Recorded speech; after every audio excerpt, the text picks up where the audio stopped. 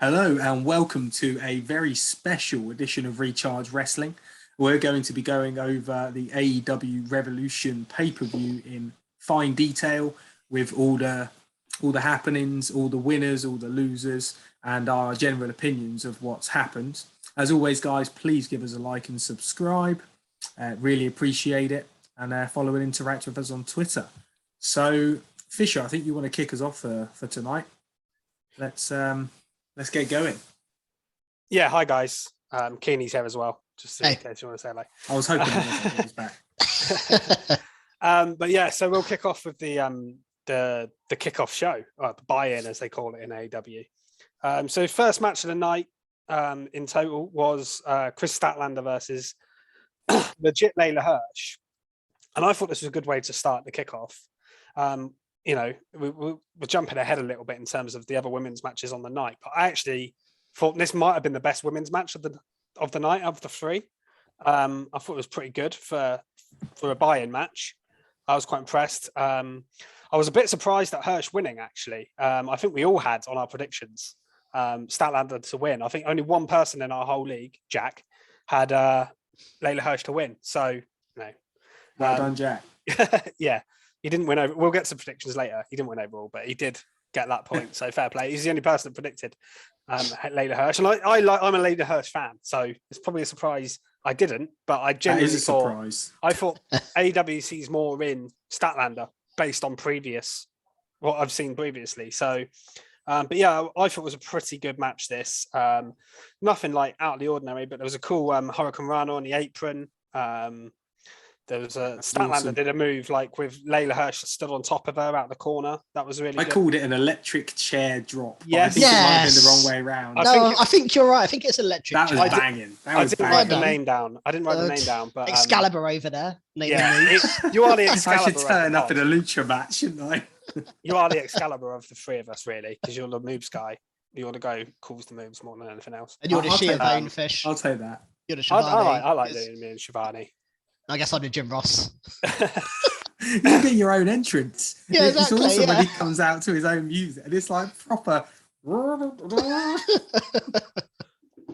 should have our own entrance music for the podcast. We should. Yeah. Really. Just 5 minutes of music. I had my own entrance the other day on the on your prediction video. Not music, but a way of editing. Look back. I know we're discussing the results now, but look back at the predictions, guys, because Fisher's entrance was hilarious. Yeah, it was like he was shocked to be there, even though it's like he like transferred universe. I did it on purpose. It was like Fisher had joined the House of Black. That's what's happened here. But someone turned out the lights.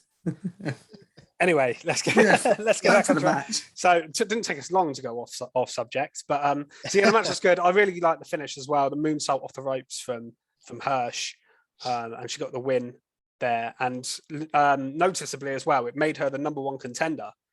So she's going to have a match jumping ahead, but against Thunder Rosa to decide the #1 contender to face Britt Baker again at is it St. Patrick's Day Bash or Slam? Day, whatever it is, that show. So yeah, obviously now Leyla Hirsch is getting a bit of a push. So I've said my piece about the match itself. What do you guys think? Keeney, do you want to? Yeah, I'll go ahead. So yeah, I kind of agree with you. This was a really good match. Again, it's one of those matches on the card. They didn't have much of a build, and that's why it's on the pre-show. It was first up. I think it was a good way to start.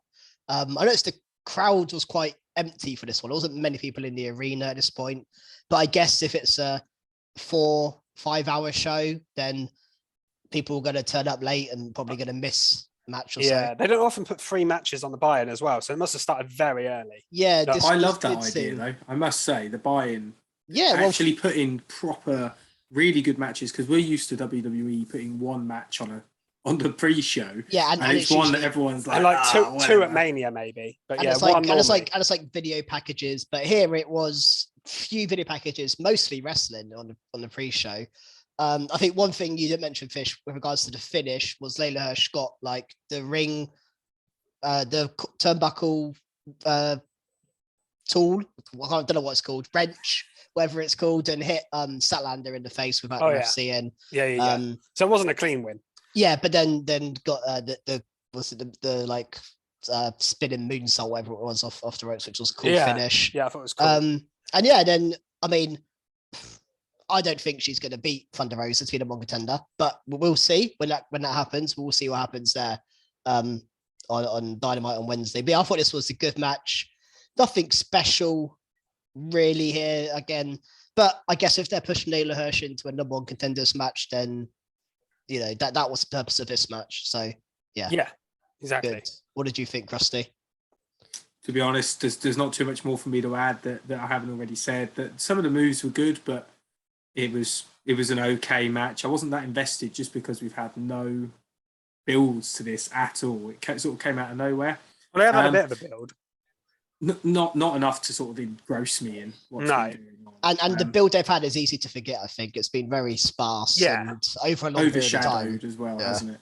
Yeah, it's been a minor. Hirsch impressed me, I suppose, is one good thing that's come out of this match. I wasn't a fan prior to this match. I wouldn't exactly say I'm the biggest fan. I'm not going to be wearing a Leyla Hirsch t-shirt anytime soon, but I actually really enjoyed it. And Statlander, as always, looks really good. Yeah, quite enjoyed it, especially for a pre-show buy-in match. I thought it was great. Yeah, really did enjoy it. Yeah, and then do you want to just go over what happened next on the pre-show? Because we had a interview, someone come into the ring, a special guest, I think it was announced as.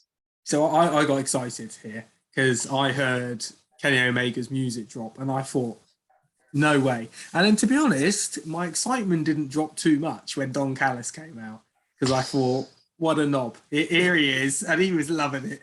I'm so glad this guy's back because he is one of the most annoying managers out there.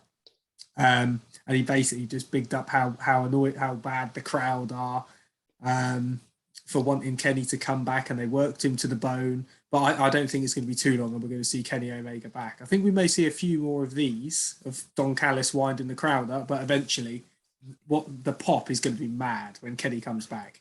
Yeah, I think you're right. I think here I would call Don Callis the Paul Heyman of AEW, isn't he? He's kind of Paul Heyman adjacent. Not quite as good as Heyman, but he is pretty good at what he does. One thing he said, which I found interesting, at the end of his promo, he said that he hopes the Bucks and Cole win. Well, actually, he said initially he hopes the Bucks win, and then he said, "Oh, I also hope Cole wins, and I hope he's a good transitional champ before Omega comes back," which put some seeds into that Omega Cole storyline, which is already there about Omega being around. There's already that match lined up. And I thought we'd see Omega later on, but we didn't see him. So interested to see when he comes back.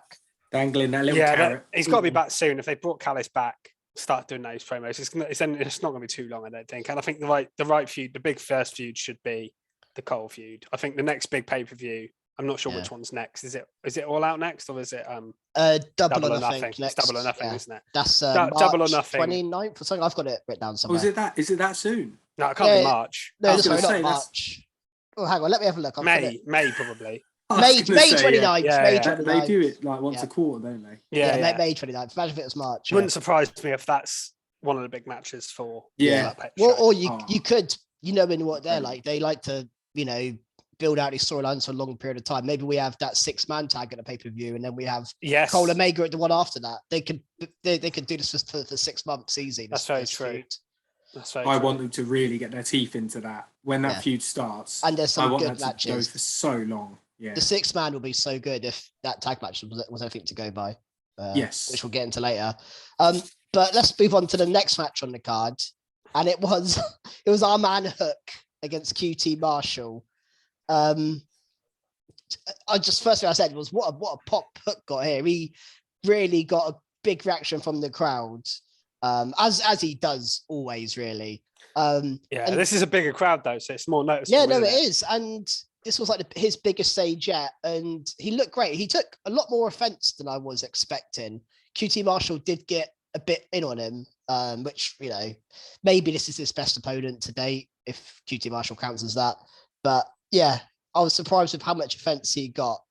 And he got the win with the red rum. Nothing particularly new that we haven't seen before from Hook, but still just great to see him on a pay-per-view, if only the buy-in. I mean, what did you think, Krusty?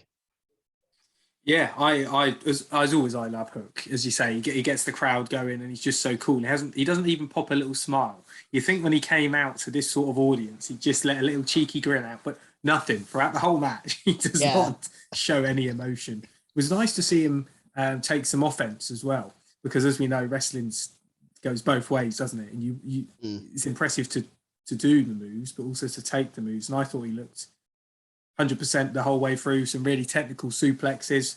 I love it when people go from a suplex into a bridge. That's just some insane strength. He's just looking better and better, and I'm loving this really slow build. Next, I guess, is promo work. Are we going to get a promo for him at some point, or are they going to shield him from that? I think if you have Taz talking for him, I think that's fine. Be incredible. Yeah, I basically agree with what he said. It wasn't anything out of the ordinary. We've seen him having these starter matches on Rampage. Like you said, QT got more on him, but it's a pay-per-view match. They had to kind of do something, But yeah, I want to see him. They've slowly built this brilliantly to his pay-per-view debut. Now he's had his pay-per-view debut, I want him to get stuck into a storyline, because most of his matches have just been the kind of squash matches. He's not really been in a feud yet. This was a mini feud, but it was the one who was obviously going to win, and now I want to see him go to the next level. It doesn't have to be a main event or anything, but just someone up the card a little bit. And like you say, maybe do some, even if it's not him talking, someone talking on his behalf, or some sort of storyline.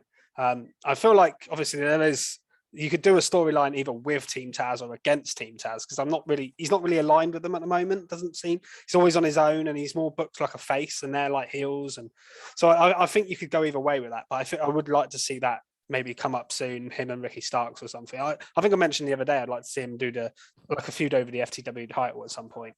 So maybe that's what you could build to, maybe for the next pay-per-view. And you could do that as a match or something. But yeah, I'm really enjoying what they're doing. They'd really struggle to mess him up, wouldn't they, at this point? Yeah, I don't think they're going to. He's doing so well. Yeah, and this match was what it needed to be. QT was just dodging it out of the way at the start, trying to goad him to the outside. Like he had some sort of plan, but it didn't last very long. I think the match went about 5 minutes, as it should, and Hook won very easily, and so would tap out in the end. So yeah, not a lot else to say about this match itself. And I don't know if he's been on AEW Dark or anything like that, but this is the first time I've seen a go-go in a long time, since that match with Cody. I think he has had some dark matches a go-go. He's been on one or two, yeah, but he's not really been on TV, has he? Yeah, well, actually, that's the point. When he walked out, I thought, oh, is that what's going to be next for Hook? We're going to see Hook a go-go soon. Maybe that's what's going to come up. You could do that as a bit more of a challenge. Camarado has been back on the screen lately. Possibly could be a good opponent for him as well. Yeah. So the next match, where I thought was phenomenal, I must say, House of Black versus Death Triangle and Erick Redbeard. I know it was a bit of a shock when we saw him last week, but I thought, not Redbeard, sorry, but the Dark Priest, Alex Abrahantes, I think he looks awesome. He looks absolutely awesome. It's added to his character, hasn't it? Because he was just kind of there before. He was just a guy stood there, wasn't he? Yeah. Yeah. With Dark Penta as well. I think he looks insane, by the way. Yeah, it's Penta weird. Oscuro. So I Oscuro means dark. I Googled that earlier. Well, I didn't know that, so yeah. No, I knew he'd had this. He's done this before, apparently, in the past. I don't know if it's in Impact or other promotions he's worked in, but yeah, I know he's Penta's done this like kind of thing before. But it was really cool. I like that he can. I love it. Adjust his character slightly depending on the feud, and so did Alex Abrahantes, because it was against a dark sort of team in House of Black. Like he went into that, and I like it when they do that on feuds. It's cool, isn't it? It really adds some sort of mysterious. It's not like. And the great thing about it is, Pac doesn't need to do anything, because he feels like that anyway. He sounds like an angry man, doesn't he? That's what I love about it, is he doesn't need to change at all. Just comes out in his pants and boots. Yeah, and away he goes. And he still looks like a badass. The bastard. This is great. So cool. They just look great, and then they're coming down to both teams. It's not like, I know it is sort of heel face, but it's not. It's just a real obscure fight, isn't it? And I must say, so impressed with Erick Redbeard. I think he did more in this match than he did in the whole of his WWE career. And there was no I think you're weird- doing him a bit of injustice there. I Yeah, think when he they had did a it, right career. I mean, in terms of let me say that back. He was good in WWE, but I mean, in terms of showing off wrestling in ring, he was all over the place. I was loving it. Maybe it's because I've forgotten. yeah, his wrestling I feel style like back in you know when they had WWE, the Blood Brothers run. I feel like him and Bludgeon Brothers, yeah. yeah, I feel like when him and Harper were doing that, they did a lot of this. I always thought wrestling. Harper outshone him though. That was the problem. Yes, He also had a I good do run. agree with you. He also had a good run with Daniel Bryan as well in WWE, but they were a tag team. If you Can't remember even that. remember that. That was right at the end of My that- favourite tag team partner was him and the Spider. Oh god, yeah. Unfortunately, all I remember is him. All I remember is him going around with a cage at the end. Yeah. That Yeah, amounted exactly. to The nothing, spider, yeah. unfortunately. Yeah, Was that the spider? Was it? yeah, Yeah, that's what I yeah. was joking about. Completely Yeah. forgot about that. I yeah, forgot about that. That was I think terrible. that's the problem. I think we're forgetting how good he was because of But that. he I was think insane in this he match. was All great. right then. Let's He was, I imagine I never said that. He was mad in this match. He was taking everyone out. He was doing big cross bodies. He just looked cool as well. And I think alongside Death Triangle just made him look just amazing. And I like the way we sort of transitioned from spot to spot. We had like Matthews in the ring with Pac, and they had like a really quick blows. And then we had Brody King in the ring with Redbeard, as I said, having like the big. They were just like smashing into each other, and I love a bit of big men smashing into each other. It's awesome. And then you got Penta with Black just having some crazy fights like on the ring apron and things like that. yeah, and I think he did an awesome destroyer on the ring apron. Yeah, the Fear Factor, Penta on Buddy Matthews, just absolutely insane. I loved this match. Probably one of my top matches of the whole night. How about you, Fisher? What did you think? yeah. I thought again for the buy-in, this was incredible. I love fun 6-man matches, and we got another one later on. But yeah, sometimes they can just be so much fun. They don't have to necessarily have like. I know this did have a bit of a story, but they don't have to sometimes. They can just be really fun, chaotic matches. And this had some great spots. I think what I really noticed as well was how like Erick Redbeard got a great reaction when he came out. And it's just like nice to see stuff like that. Because in WWE, he would never have got like a pop like that. Do you know what I mean? It's coming out on his own, not on his own. In the Wyatt family, yes. But not after that, really. And he was awesome. I thought Buddy, I still call him Murphy. I can't help it. Buddy Matthews. Easily done, isn't it? He had a really good showing. I actually wrote down on my notes that when him and Pac were in the ring, it was like 205 Live vibes because they both used to be wrestle on there, and they were flying around the ring. It reminded me of 205. You look at the size of Buddy Matthews' arm. That sounds like an insult. 205 pounds. Even Pac, was he ever under 205? Really, he's always been jacked. It's just crazy that those two weren't really used. I mean, Murphy was a little bit, but they weren't really used too much beyond 205 Live towards the end of their careers. But yeah, like they showed what they can do. I mean, I'm a big Malachi Black fan anyway. I feel he was sort of outshone by Brody King in this match, if I'm being honest. I thought Brody really stood out. He did a sick dive. He did a cool Death Valley driver where he lifted Redbeard up. It was on Redbeard as well. Strong. Yeah, he really showed his... I think they all really went for it in this match. I loved it. And the finish I thought was really cool as well. So you got Black did the mist into Redbeard's eyes. Buddy then hit a knee strike, and then Brody King finished him off with a pile driver. And makes him look so strong. First of about, I wrote on my notes. We'll get to it later, but I'd noticed there was so many tombstones and pile drivers on this show. I don't know. I don't know. It's like an Undertaker. Do you think it's like homage to the Hall of Fame induction? And they also Brody King did a Death Valley driver in this match, and I wrote on my notes: is this some sort of Undertaker tribute? This show, because honestly, there were so many references I felt to it. I don't know if that was a coincidence or not, but yeah. So he ended. Everyone did one, didn't they? Yeah, I feel like they were everywhere. Like every match had a pile driver. Yeah, or a tombstone or something. But yeah, really cool finish. And Redbeard took the pin, which I think is probably the right decision if he's not signed to AEW, because you don't want to harm the guys on your roster. I know he's huge in terms of size. He looked strong though, because he took a lot from everybody, didn't he? Yeah, and he's not on the roster, and he gets to put over was it Brody King who got the pin, I think, in the end? So I you think get to the put finish over someone like Brody King, which is quite cool. I think that really makes sense rather than pinning either of the other two guys on that team. So, and Yeah. I thought House of Black were always the best option to win as well. So I feel like they're the actual faction. I know Penta and Pac have teamed for a long time, but Redbeard's kind of an outsider, really. Yeah, it'll be interesting what happens if or when Phoenix comes back, whether we carry on this feud with those 6 and sub out Redbeard. I think that was kind of one of my thoughts for this match was looks wise, this looked like a weird matchup. Like, I think if you swap Redbeard and Murphy round, it looks like it just seems to fit better with, I think, all the tattoos and stuff. And yeah, I can understand what you're saying. I was watching this, I was thinking, I can imagine Redbeard with House of Black. You could probably also swap Penta into House of Black as well. And Alex Abraham says you could, in fact, just make one massive faction. Just have Buddy Murphy stood on his own. But don't make it like the Andrade Matt Hardy faction where everyone's just in it. Don't do that. Yeah, bit big, that faction. Oh, we'll get to that later. We'll get to that. We will. But I don't have really much else to add. If you kind of all covered it, I noted how quick Penta and Buddy Matthews were early on. I think it was like right at the start of the match, them two were in the ring and they kept like countering each other and the pace was insane.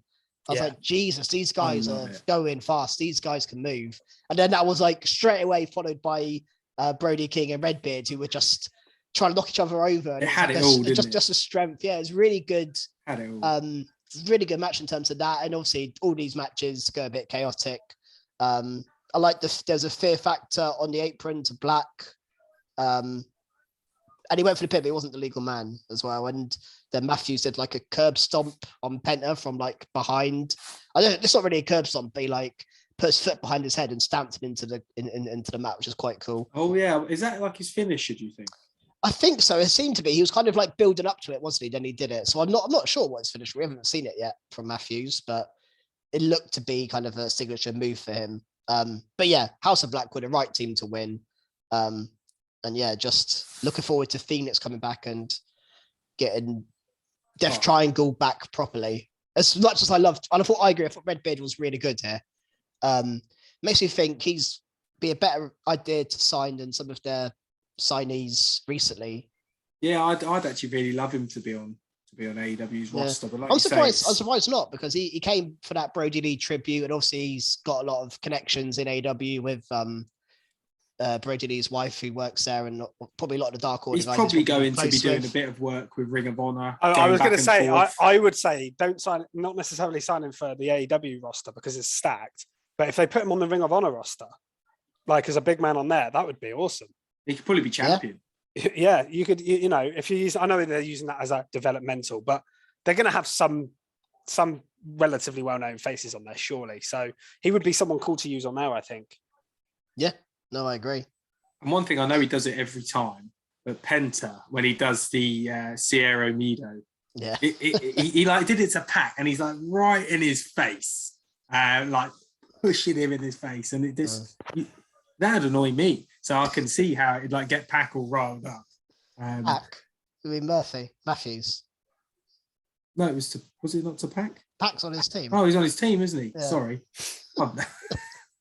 Probably Matthews. If it's Pac was getting annoyed as well, I think. All right, Fisher, should we move on to the main card? Yeah, so let's start with the main cards. And the first match I thought opened up, this is a good match to open with as well. Jericho and Kingston. So Judas hits straight away. The fans get up for it. And they had a pretty good match here. I wouldn't say it was like the best match of the night or anything, but there's such a high bar that that would, if it was match of the night, it'd have to be incredible. So that's not an insult in any way. But yeah, really good. I thought it started hot with Eddie going for a big suplex straight away. Jericho landed straight on Jericho's head. Yeah, that was like bloody hell. What a start that was to the pay-per-view. Just crazy start. You had Eddie biting him as well at one point. You had Jericho playing the hits, really. He did a cool Hurricane Rana, he did a Lion Salt, he did the Walls, he did I think 2 code breakers. He was doing all of his. He was doing Kingston all. Was kicking out of it all, wasn't he? Yeah, he was doing all the classic moves from back in the day. But yeah, and then the finish was really cool. He went for another code breaker, the second one. He took his time setting up for the Judas effect, but then Kingston reversed that and did a sort of his own version of it almost, a sort of a spinning strike. And then he did a cool submission, wrenched Jericho's neck like 3 times, and on the 3rd time, Jericho tapped out. Yeah, I was going to question the name of it. So I've got it written down as Stretch Plum, but I don't know if that's right. I think that's what they said. It was something like that. They called it. I may be wrong, and please comment if you know. I have no idea. Where was his other? Until hand? Until I'm told otherwise, I'm calling it a Stretch Plum. That finisher. I can't say I've ever heard the Stretch Plum, but yeah, I enjoyed it as well.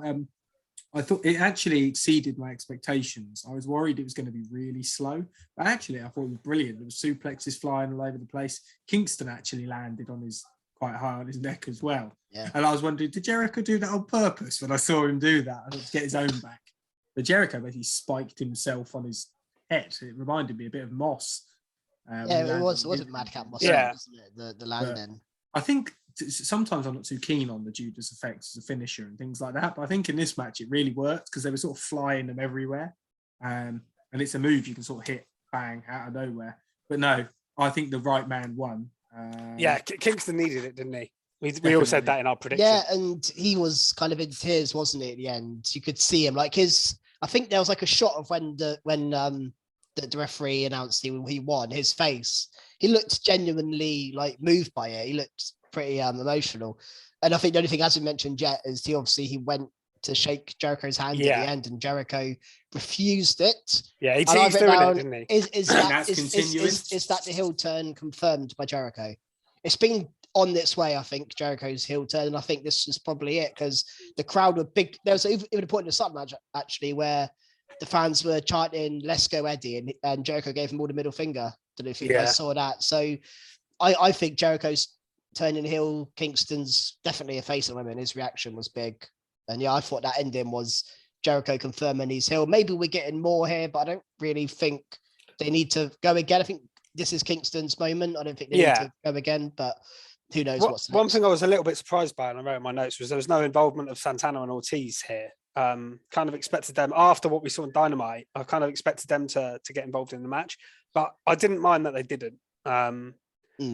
I kind of thought either they're going to help Jericho or it was all a ruse and they're going to help Eddie, and that's going to set up them being with Eddie from now on. But they didn't come out at all, which I think helps the match because Eddie gets a clean win over Jericho. I think, if it had got a win by them helping, it wouldn't have, even though he got a big moment, it would have been a bit soured. Yeah, and also we got a lot of interference later on in the show. And I think with that in mind, you don't need interference on every match. Do you? No, that's it's true. Good to not have it here. I didn't mind it not happening, but I was surprised it didn't happen. Yeah, well, yeah, you're right. Especially after their little moment on Dynamite, you thought something might happen here, but yeah, nothing came from that. Let's move on then to the next match on the card. And we had the AEW Tag Team title match between the Young Bucks, reDRagon, and Jurassic Express, who I call Jurassic Express, but they actually didn't call them this at all in the match. They called them Luchasaurus and Jungle Boy. I don't know if Jurassic Express has gone as a team name, but I noted they did not mention it at all. Apart from the move they used to finish the match, which they called the move Jurassic Express. Have they done a Viking Raiders? Because that's what the Viking Raiders said. I think they've not called. I think they've stopped calling them Jurassic Express. Yeah, like the ring announcer. I didn't. To be honest, I didn't notice that. At no point they called it Jurassic Express throughout the match. I noticed the finisher was called it. Yeah, I didn't notice in Jungle Boy, and I just thought it was a weird one. I haven't seen Marco Stunt in a while. Yeah, well, I think he's gone, hasn't he? Well, yeah, I'm sure he's gone Marco Stunt. Unfortunately, but they replaced him with Christian. It's a bit of an upgrade, isn't it? To be fair, it is. But this match in itself is my match of the night. I thought this was absolutely insane, and not just. I mean, it's Spot City, as all Young Bucks matches are. So many cool spots, but the storytelling in this match as well. Like Jungle Boy taking so much offense as he tends to do in Jurassic Express or whatever they're called tag team matches. I thought Luchasaurus looked amazing in this match. I think we've praised him before. His hot tag was mad. His hot tag in this match was mad. But like he was throwing people around left, right. There was a point where he took out all four of think he did more choke Bucks and slams than Kane reDRagon. did in most of his career. He was going for it. He did.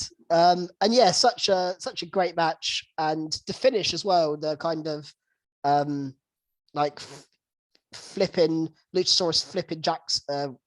I can't remember which Jackson. I've just read A Jackson, one of the Jacksons, into like a power bomb. Oh, that was mad. Which they called Jurassic Express from Jungle Boy for the win. Was a really cool finish. That's insane. I love it. Yeah, and I mean, we had BT triggers, we had high lows, we had everything in this match. I just think it really delivered. I was surprised they were tagging at the start. Like these triple threat matches don't really work as tags, but it kind of did work a bit because you had the Young Bucks and built up to the reDRagon tagging each other in. And there was like also a point where they both went for pins and broke up. And then when they first got in the ring together, they kind of had that confrontation. But yeah, brilliant match. And obviously the story here is Young Bucks and reDRagon, but you can't like forget Jungle Boy and Luchasaurus, who I thought they were my two standouts in this match. Those two, I thought they were so good. What did you think, Rusty?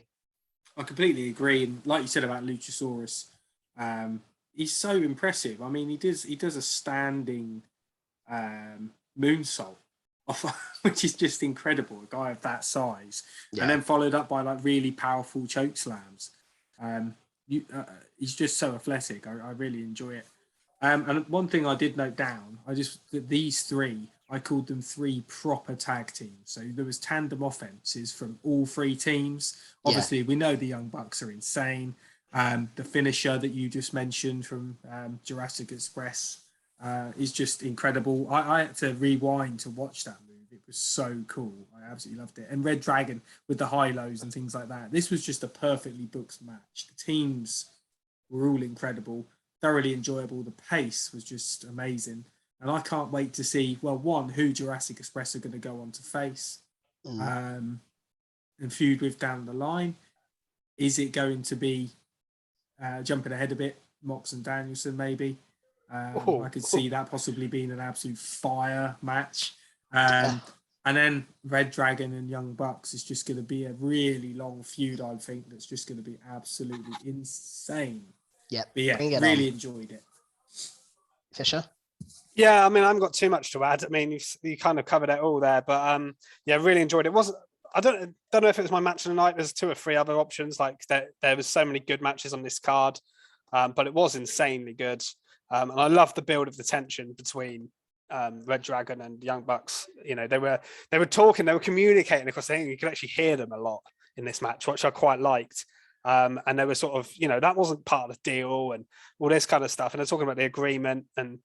And then I think Kyle O'Reilly kind of started it where he did something that the Young Bucks didn't like. And then it just kind of one up in each other until eventually they were in the ring at the same time. And I think that was when Luchasaurus got in the ring and just absolutely destroyed everyone. Yeah. And it was great. It really stood out, that Luchasaurus hot tag. There's a couple of other spots as well. There was an insane spot where Jungle Boy did a shooting star press. Kyle O'Reilly was doing a guillotine onto Luchasaurus, and he did a shooting star press. That was incredible. That was a great spot. The room for maneuver there is like minimal. It's incredible from Jungle Boy. He's so was awesome. Good, that guy. O'Reilly as well. They started cheating, hit him with the belt. Got a very close near fall. I actually thought they might win here. Jungle Boy somehow kicked out. But yeah, like you mentioned the tag team moves, and it's really cool. I feel like I missed the Undisputed Era style tag team moves because we haven't seen it in ages. Because towards the end of their NXT run, they were all singles. They should never have split them up. No. Should never have split especially O'Reilly and Fish. I didn't mind Cole going on his own. But yeah, that was cool. It felt fresh to see it because I haven't seen it so long. I was like, oh yes, I love this stuff. So that I really enjoyed, and the whole match was just great. And it ended up, like you say, I think it was 2-on-1 in the end with one of the Young Bucks. Can't remember which one. And Jungle Boy and Luchasaurus did their double team move to win. I think we all had Jurassic Express to win as well in our predictions. There's quite a few people went for reDRagon. I think one person maybe had Young Bucks. So it was quite a split actually. But we got this one right because I think we all thought maybe Young Bucks and reDRagon would end up cancelling each other out, and that's basically what happened. Yeah, definitely. Do you want to go on to the next match, Krusty? On to our next match was the 6-man ladder match, which I believe was a contenders match for the TNT title. Have I got that right? Yeah, that is right. Yeah. Face of the Revolution. So, yeah, and they were all being Sonic to try and get that brass ring. Yeah, I've got that in my notes. The Sonic the Hedgehog ring on top. It was quite cool, actually. It was something different. I didn't expect it. I was like, what is that? Should have made the noise when they pulled it down. A little ding. This show was all about Wardlow and rings, wasn't it? It was. That's what this show was all about. Yeah. Well, he used the ring later on. That's, you get the ring spun. Oh, dear. So, firstly, Keith Lee is looking absolutely massive. I didn't think we'd ever see someone make Wardlow look small. He looked like a little kid next to him. There were some amazing spots in this match. Really good. We had some great... what I loved was the mix between big, huge guys doing strong, beefy spots versus the more athletic guys. Yeah, I You think had it's the good comedy mix. in there as well. A bit mixed with of Orange that as well. Cassidy. Yeah. I mean, the one bit that really almost straight away was I love this stuff. Keith Lee using him as a battering, Orange Cassidy as a battering ram, just knocking everyone out. And then there was one spot where Keith Lee and Wardlow were lifting I love Orange that. Cassidy above their head on a ladder. I was like, Yeah, And he flipped round, didn't he? He And pulled nearly himself won. up. He pulled himself up and then he nearly grabbed ring. that. Yeah. That would have been if that was that a was finish a to a cool match, spot, that would have been wasn't an awesome finish of that. Yeah. No, obviously you're not going to have Orange Cassidy probably win this match, but Imagine he if was. he Well, you literally at the start you had the three big guys in the ring at the start. They all come together. Then Cassidy gets in the middle. Yeah. And then they go for him, and then he climbs on top of all three of them, right? Literally the start of the match to try and Because grab it. Cassidy's hit or because- miss for me, but I really enjoyed him in this match. Yeah, it did I was work. going to say, I think because of the way the match went, he added to this so well. Yeah. And you even had Danhausen come in. I love this guy. He does nothing apart from come in and just stare at people. He's cursing people. cursing them. I love it. Although he didn't do a very good curse on Wardlow, did he? Because it ended with Wardlow, the finish, Wardlow powerbombing Starks onto that sort of set-up ladder, which was from the ladder to the rope. That looked sore. Starks sold that as well. He's like, legs were just in the air for the whole I think time. they actually got it wrong. It seemed like he kind of landed all before he was meant to. spiked, He was meant to push him out a bit further, and he kind of went straight down. I think they It looked good though. more painful. Yeah. I honestly thought at this point it was taking quite a while before Wardlow climbed, and I thought someone's going to get him here. But no, he sort of leisurely went up. I didn't get this right in my prediction, and I overthought this, which is a shame. I should have gone with my gut feeling.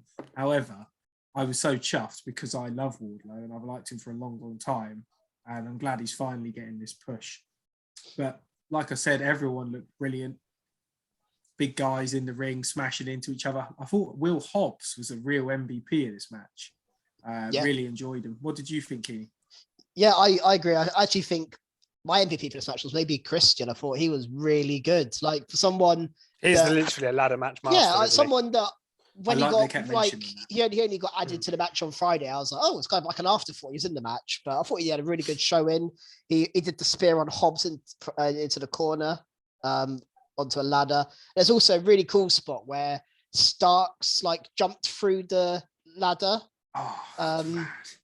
I think that was onto Christian for like a jumping spear, was amazing. And obviously the spot we haven't mentioned yet was Wardlow pushing Hobbs and Lee off the entrance ramp through the table when they were kind of colliding. And when that happens, you think Wardlow's going to win this now. He's taken out the two big guys. Yeah. I was actually quite surprised of how little Wardlow did in the first half of the match. He was kind of not in the ring much. It was He all kept like getting thrown out, Cassidy. didn't he? Yeah. He was kind of the sixth like most active wrestler. But then I was like, surely he's going to win this because they're not showing him much at the start. Danhausen was cool. And yeah, you said everything else. Fisher, have you got anything else on this one? A couple of things. Yeah. So the first, at the start of the match, they showed Dan Lambert and Scorpio Sky, Ethan Page and Paige Van Zandt sat in the crowd watching this because obviously Scorpio Sky is the number one contender already for this title. So he's facing Sammy Guevara on Dynamite. Is it this week? I think. Wednesday, yeah. And then obviously Wardlow will now face the winner of that match. So that was an interesting little sort of At side the St. bit. Patrick's Day show, by the way. Yeah. So, and it's interesting. Paige Van Zandt, I believe, has signed with AEW now. So she was kind of with them, which was interesting. But yeah, they were watching this match intently, and the camera showed them a few times throughout the night. Especially, I think it showed them every match about 5 times. Yeah, a lot during this match. There they are again. Obviously, it was relevant to this match more than anything else. But yeah, there's just some really cool stuff. Like Orange climbing, he climbed the ladder no-handed at one point, with his hands in his pockets, and just these little things that he was doing. I was like, it's things I haven't really seen that much in a ladder match before, which I thought was really innovative and quite cool. Refreshing to have just the big guys in there as well. It was refreshing. Yeah, you don't see many big guys in ladder matches. And I don't especially know. Free. I know Keeney, you just mentioned a few spots, but I don't know if you mentioned the one where they kind of snapped half the ladder each. Oh yeah, Hobbs and Wardlow. Hobbs and Keith Lee. I think it was two of the big men. Yeah. Two of the 3 big men. Well, they just snapped the ladder in half and were hitting. Actually, I think they were hitting Keith Lee with it. I can't remember. But it was those 3, and those 3 did a lot in this match. The 3 big men. I thought it was really, really, really, really good stuff. There were some cool, innovative spots in there. I think Wardlow winning is the right decision. I predicted it. I know you did as well, Keeney. I feel like the reason I predicted it, and I think this could happen, is I feel like Keith Lee will splinter off into a feud with Team Taz. And then Wardlow, the story is obviously with MJF, and maybe he'll whether he can keep his ring or not, I'm not sure. Maybe MJF's going to try and take it off him. I don't know. You can see that maybe happening. But yeah, that's what I think is going to happen. I think Keith Lee's maybe going to face Powerhouse Hobbs one-on-one. Yep. I can see that being a little mini feud. Awesome. I'm ready for that. Yeah, I that's why I predicted Wardlow, because I could just see that happening, and I think that maybe is the direction they're going to go in. So yeah, but really good match, great match. Something that was really refreshing is we didn't get any climbing the ladder at like snail speed. Apart from Wardlow at the end. Well, yeah, he was chilling though, when he wasn't like, oh no, I can't make it up the ladder. No. Well, at one point, Starks almost like ran up the ladder. Starks and Hobbs at the same time, wasn't it? Yeah. Oh yeah, that was quite. That was a cool spot as well, because obviously they're affiliated Racing, on the same team, and they decided to shake hands and then race to the top. I think someone pushed them off. I think it might have been Orange Cassidy, but yeah, someone pushed the ladder over and they fell down. But yeah, it was a really enjoyable ladder match. Always love these kind of ladder matches. I think they need to do one. I like the way Wardlow could have won, and then was like, "No, I'm going outside." Just started smashing people. He's completely ignoring the ring. The thing is, so I think we all criticised kind of the point of the match, because Sammy Guevara was handing out title matches left, right, and centre anyway. So why do you need a ladder match to get it? But when it came to it, like the match was so good. Yeah, this is one of those things. I didn't really care in the end. The like reason for the match is stupid, but the match itself is amazing. Yeah. Like if this was for the AEW title, we'd be a lot more excited if we had Wardlow, Hangman Page coming up for the title. We'd be like, oh, cool, let's go for that. Yeah, I mean, I don't know what's going to happen. It's going to be interesting with Wardlow. Like, will he win the title or not? Will MJF screw him out of it? Right now, I think they'd be mad not to put it on him, because he is getting some big reactions, Wardlow. But then surely got to do a feud with MJF. Yeah, I think MJF's going to cost him in that match because he didn't give him that ring. Yeah, he's going to string him along, I think, and then at that night of St. Patrick's Bash, is that what it's called? St. Patrick's Slam, I think. Slam. I think he's going to cost him it there, and then that's going to start that feud. Yeah, you might be right. I got the match wrong. So who do I? Who am I? We're not listening to you. Yeah, don't listen to me. Before we go to Fisher for the next match, we just quickly had a contract signing of Swerve. Whose house? Swerve's house. Swerve's house. I don't know if you noticed this, guys, but when you were talking. But yeah, when Tony came out, I didn't notice it. He was talking and waving the contract around, and he showed it to the camera, and it said Swerve on the contract. I was like, well, I know who's signed now. Like, he kind of gave it away before, and I think someone got in his ear, because after a while he put it behind his back. So I think someone got in his ear and said, "You've just shown the camera who's signed." I didn't notice this. Quite funny. Tony, I didn't notice it, but Shivani's a legend. I noticed it straight away. Like, literally, like the first word he said, he was swinging it, and he said Swerve. And I was like, oh, before you even start talking, I know what this is about. But still, how cool does Swerve look, and how excited are you to see Swerve on our TVs again? Yeah, I'm excited to see him. You know, he's saying, you know, maybe AEW signing too many people, but he's someone I think's got so much potential. Yeah, you can do so much with him. I don't really understand. Hit-Row didn't. Were great on NXT, and on the main roster, it wasn't given much of a chance, but it wasn't working great. And I think the other guys. I'm not saying I understand why they got released, but Swerve is so good. Yeah. I can't believe they released Swerve him. wants to stand out of the group. 100%. Yeah. Because he was great in the ring. The others were a bit green in the ring, let's just say. They hadn't wrestled much on NXT. We hadn't really seen that much of them. Whereas Swerve was a North American champion. He was great. So yeah, I was a little bit surprised they didn't keep him at least. But they didn't, and AEW have picked him up, and fair enough. And he looks so cool here in his suit, and just the way he talks as well. I just think he's got something about him, and yeah, I'm sure he's going to do big things here. I really think he could do well, even in a stacked roster. I also the crowd reaction to him was amazing. Like before he said anything, everyone was chanting, Yeah, "Whose house? Swerve's house." I think everyone knew it was him as well in the build-up, because they probably saw on the camera. No, you could hear him chanting Swerve. I mean, everyone knew. I knew it was going to be him purely from what I'd heard. I think we tweeted about it on our account about a week ago that he'd signed for AEW. So I kind of expected it to be him, but yeah, you know, it was still cool. What did you think, Kris? Anything? Really cool. As you know, I was a really big fan of Hit-Row. Got quite annoyed when they got released, even though I predicted it the day before. I'm really excited to see him. Like you say, I don't think they should have released him. Maybe the rest of Hit-Row was fine, but I think they should have kept Swerve in NXT. I was just thinking, could you imagine how good a match for the North American Championship would be now if Swerve was involved? Yeah, like exactly. Swerve versus Carmella Hayes. But I think he's going to be brilliant going for like the TNT title and things like that. Maybe even towards the top once he gets a good sort of showing behind him. As you said, he got a real good pop from the crowd. So, yeah, excited for that. Really good signing.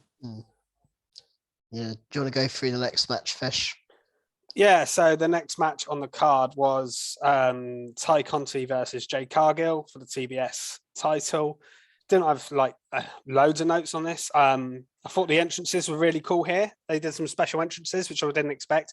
Ty Conti had a sort of war paint on almost. Yeah, awesome. And Jade Cargill had a man playing a guitaring on her entrance. And speaking of looking awesome, how cool did Jade Cargill look here? I thought she looked amazing. She is a proper star. I think a proper star. She looks and feels everything about her has. I'm saying now we're however long into her AW run. I think she is got more potential than Britt Baker. I think she is the top woman in AW. Jade Cargill. In a lot of ways, yes. To be honest, I'm thinking about it at the moment. The way I'll get into it later on, but the way Britt's matches and run has been going, I prefer watching Jade Cargill in ring by far. I think she looks incredible, and like you say, who else do you know matches their hair to their outfit? She's just so cool. Yeah, just looked. Yeah, that's what Conti looked amazing as well with that makeup Fisher mentioned. Yeah, and to start the match with the kiss, just to really throw Conti off the game. That was I was shocked. That was such a cool way to start it. I really like that. Came out of nowhere, didn't it? Yeah, it did. It was really cool. Conti really took it to Cargill here as well, which I wasn't expecting. I was expecting a bit of a squash. I know we're on a pay-per-view, but she really went for it. And I've just mentioned it, I much preferred this match to Britt and Conti's match. I actually enjoyed this one. I think Fisher said earlier on that he thought Leyla, Hirsch and Statlander was the best women's match. I thought this was the best women's match for me. I thought this was a really good I don't think there was loads in it, but I just think overall, that one probably exceeded my expectations the most in a way. Mm-hmm. I guess I don't know. Whereas the Brit one didn't do it for me as much, and this one was kind of in the middle. This was kind of what I expect from a Jade match now, which is good, a decent-ish wrestling and her dominating and getting the win, which is what happened. And I think her finisher is really cool. Jade did. Yeah, I do like the finisher. I like we've come away from interference a bit as well now. She had a couple of matches where it was like she was relying on interference, which was a bit of a shame. Yeah. Also, she showed some top rope skill with a frog splash. Yes, I read that on my Yeah. notes. I don't know if I put that I hadn't seen her do that before. No, I think I think they mentioned a commentary. If she has done it before, I haven't seen it. So that was good. I feel like she's added more to her repertoire as she goes through. And I feel like she's getting better. Yeah, that's a good word, isn't it? That is a good word. Yeah. I feel like she's getting better and better. I said that the other day. I feel like her matches are getting better. Maybe she's facing good opponents as well now, because a lot of her squash matches at the start were against random unsigned talent, whereas now she's beating people that are recognized on the roster and they're having actual matches. I think maybe that's helping as well. So she looks better because her opponents are good as well. I think that always helps. It does take two to tango a little bit sometimes. It does take two to tango. One of those two in this match was Conti, and she did the she got Jade back with a kiss on the forehead and then hit with a DDT. But the kick out there. And let's say the Jade got the win,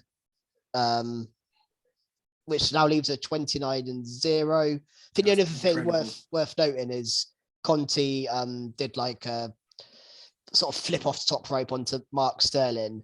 And she did that like crazy sign, which we saw later on from Guevara, her partner. So yes, like I didn't even think of that thing. Them two No, I didn't notice that, but well done. She did the crazy eagle-eyed thing. Yeah, noticed that at the time. And Jade responded actually by kicking Anna Jay pretty hard into the barricade. She like proper like smashed her into the barricades, which I thought was quite good as well. But yeah, Jade Cargill is a star, and if we're looking at people who could move over to WWE, I think if she's not at the top of the list from Vince, then she should be very near the top of the list, in my opinion. I think she's that good. Should we move on to the next match? Yeah, well, I was just going to say she's 29. I wrote down that she's 29-0 now. So she's getting towards that 30 mark. I reckon she should go like to about 50 before she loses this title at least. Yeah, if she defends it regularly, so that's not going to be like years and years. No, that title was defended like 2 times a month probably. So if she gets to at least like 50, I think that would be good. Maybe someone beats her on the 50th match or something like that. Yeah, but I think again the question is who, because I think we're going to come to that question maybe a bit later with Britt Baker. Yeah, I am a bit concerned about that. And like with some of the card maybe below Baker and Cargill isn't looking the strongest. But let's move on to MJF and CM Punk in their dog collar match. I mean, obviously, before we even get into the match, the start of here, obviously, the cut-off personality hits. And I think he's done this before, MJF, on a Dynamite, where the Punk's music's hit and then he's cut it and he's come out instead. So that was like a cool, that's a cool entrance from MJF. But I was like, fair play, like he's got me there. I really thought that was Punk coming out. But then Punk with his entrance, again, I don't know if you guys knew what this music or his look. I didn't know, but it's his Ring of Honor entrance and Ring of Honor attire, which I think they mentioned. Yeah, I was going to say, I didn't know it at the time, but I think it was Excalibur again. He's so good at stuff like this. He mentioned calling back. He's got a great knowledge of outside major promotions. So if he says something, quite often he'll put the detail on it to make sure the viewers know where it's from. Because I didn't know that was his Ring of Honor music. No, nor did I. But I thought it was a really cool entrance either way. I would have liked Carl personality, but I think a lot of people in the crowd would have liked that. They played it after. Yeah, they did. Yeah. Obviously, as we get into the match, there was a bit where MJF grabbed the mic trying to get him to quit, and Punk replies with "Eat shit, Max." I quite enjoyed that. Quite a cool thing. Again, just brutal, wasn't it? Just blood everywhere. I like Punk's literally swimming in his own blood, essentially. They love a bit of blood in this. They do. I mean, pay-per-view, didn't they? It was everywhere. Basically got the same level of blood as he did on Dynamite, where he was basically crimson mess there as well. We also got some thumbtacks a bit later on, and yeah, just brutal match. And obviously, we've mentioned it briefly, but it comes down to MJF shouting for Wardlow. Wardlow coming down in his suit, looking great, asks him for the ring. He's checking all his pockets, can't find it. And then I think Punk obviously pulls him away, and then Punk looks over and he's like, that pocket, I haven't checked yet. Pulls it out, and I just love, he just put it down and walked off and just left him to it. And it's brilliant. And I can't wait for the follow-up, what MJF's going to say from It's gonna be this. so But good. Punk to win it with the follow-up's gonna be ring. amazing. Amazing. And yeah, what even the ending, before he even hit him, MJF spat at him because MJF knew he was beaten basically, and just like one last like attempt of I'm being glad an he absolute did that knob. rather than like begging, because I thought he might start begging or something like that. But he did that earlier in the match, didn't he? He did it Sorry towards the and start. Yeah. sorry. Sorry, sir. Sorry. So this has Sorry, got to be PG the Punk. end. This has got to be the end of Punk and MJF. Yeah, Now that's we move on to MJF Wardlow. I'm surprised we didn't see Spears there after that. I thought Spears would come and stop odd. Wardlow. And I thought Wardlow would take out Spears. That's what was going to happen, but no Spears, which was interesting. Maybe that might even come up Probably when it get that comes to first, won't we? it. Yeah, it'll destroy Spears first. It'll do the 10 power bombs. Yeah, and you talked about tombstones here. MJF went to Tombstone Punk. Punk reversed it into a tombstone himself on the apron. That reversal was mad. The bend that MJF did, he was like in a full bridge almost. It was insane. Yeah, mad one. But yeah, that's all mine. You guys got anything else to add on this one? Yeah, it was a really cool. Sorry, Fish, go ahead. I was just gonna say this might actually be my match of the night, purely because I love story, and the story to this match, particularly the finish. I absolutely loved it. The Wardlow bit when he come down with the ring, I just thought that was amazing.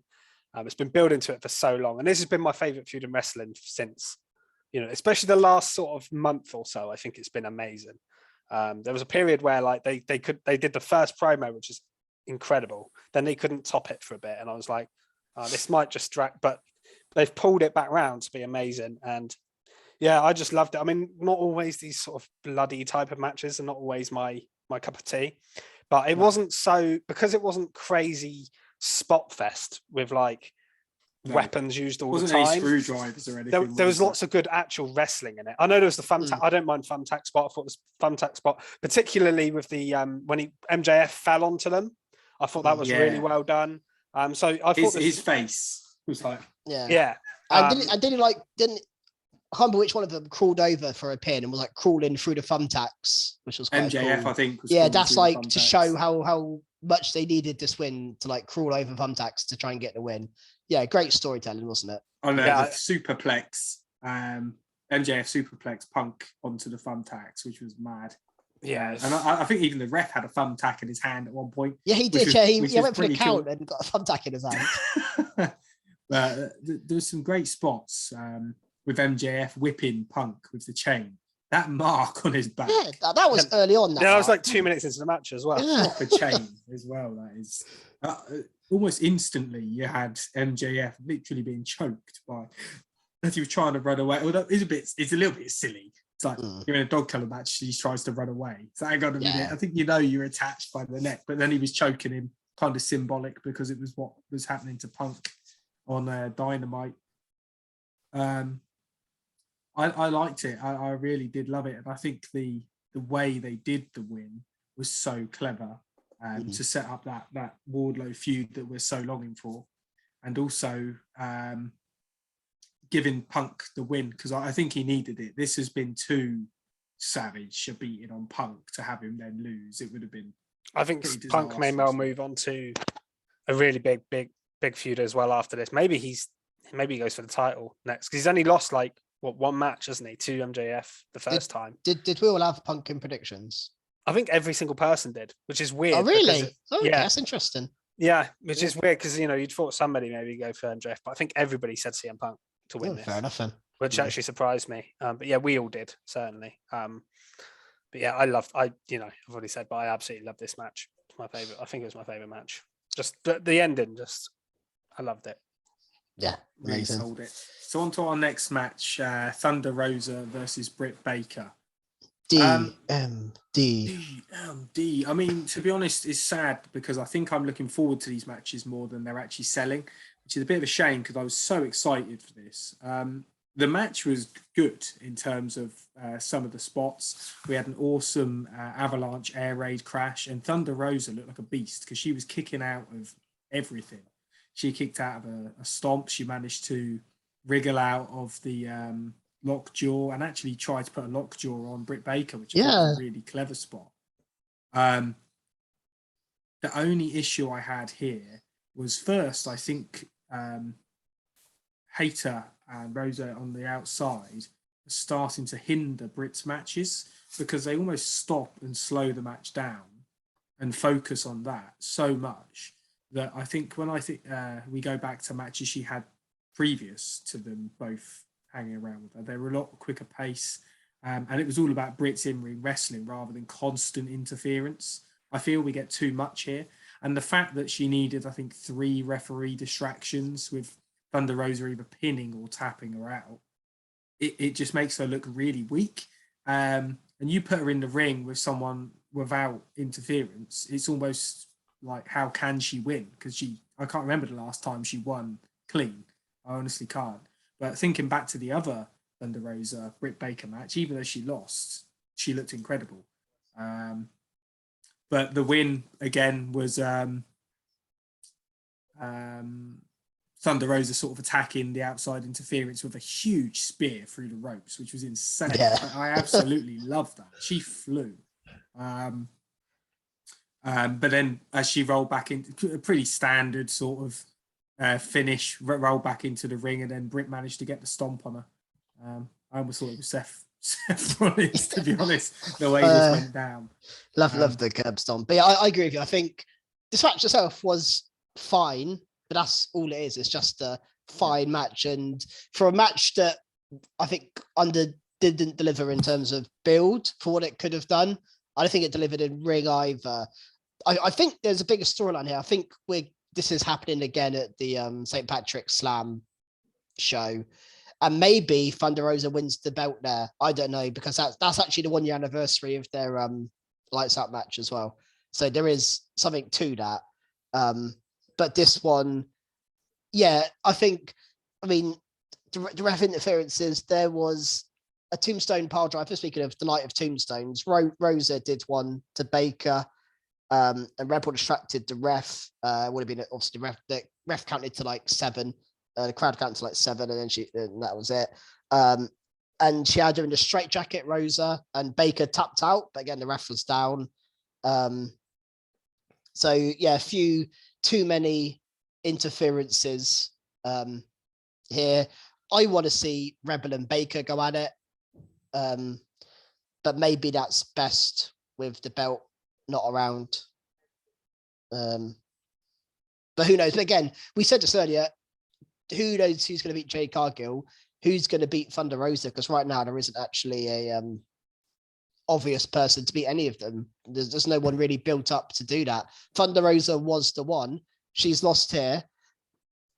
I'm surprised if they're going to go back there again so soon, but I think they might. I can't see Leyla, Hirsch, and Baker personally.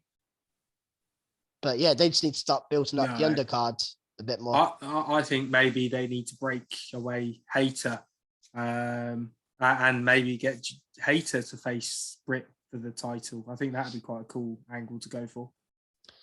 Yeah, I guess it just whether you think Hayter's ready. I think she's overdone it now with the title.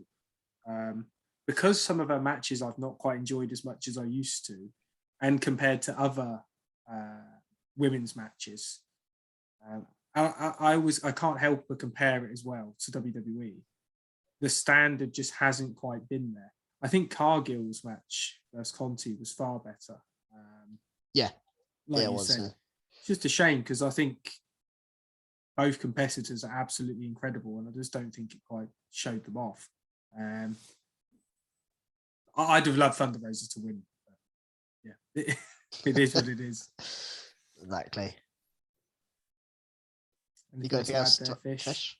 No, I mean I was disappointed with this match a little bit because of how good their Lights Out match and stuff was previously. You know, it's like they were saying, "Oh, it's possibly the match of the year last year," and then to do this where it was just like full of silly ref distractions and nonsense. Yeah, I was confused as well because in the build-up they've used Mercedes Martinez a lot to sort of counteract, and she didn't come down. And I was just like, this story's just all over the place. Like the ref twice was, like you say, they could have counted to 7 or whatever. And like you do it, if you fall for it once, fine. The ref, that happens. But they did it twice, and then they did other spots as well. And I was just, why is this happening? And I just don't know where they go from here. Who's going to take the title off of Britt Baker? I have no idea.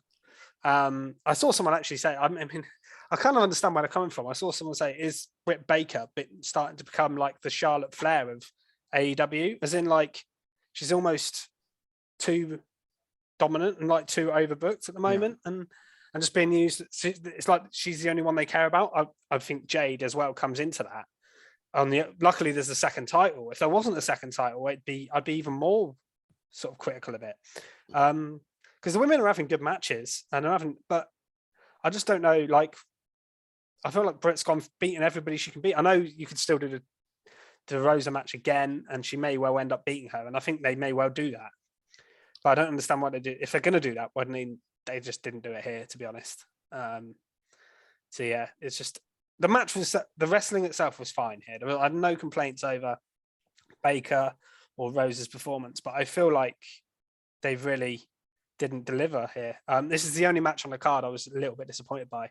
I thought everything else either hit expectation or exceeded it. In a couple of cases, exceeded it massively. But this one I felt was just a little bit below par, unfortunately. I think we're all on a similar wavelength there, unfortunately.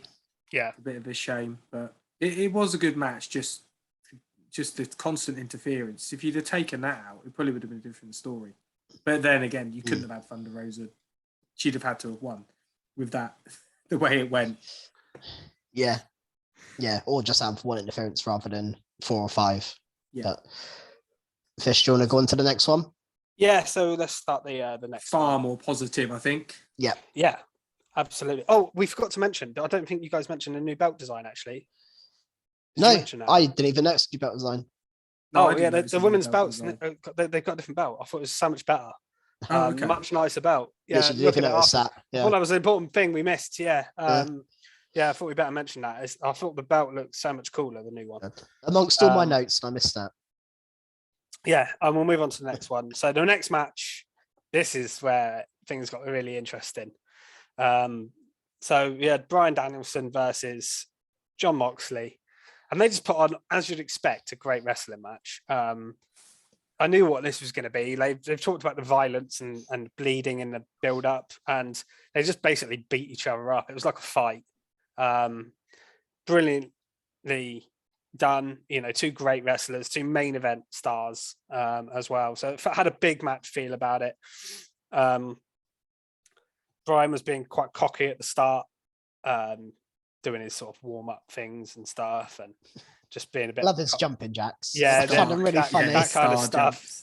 Yeah. And then I noticed as well, look, the crowd kind of was a bit quiet at the start of this match. I think the MJF CM Punk match kind of, there's a dip after that. The women's match seemed to have quite a quieter crowd. It is a long show. The crowd just really, this started quite quiet, but the crowd really grew into this match, I felt.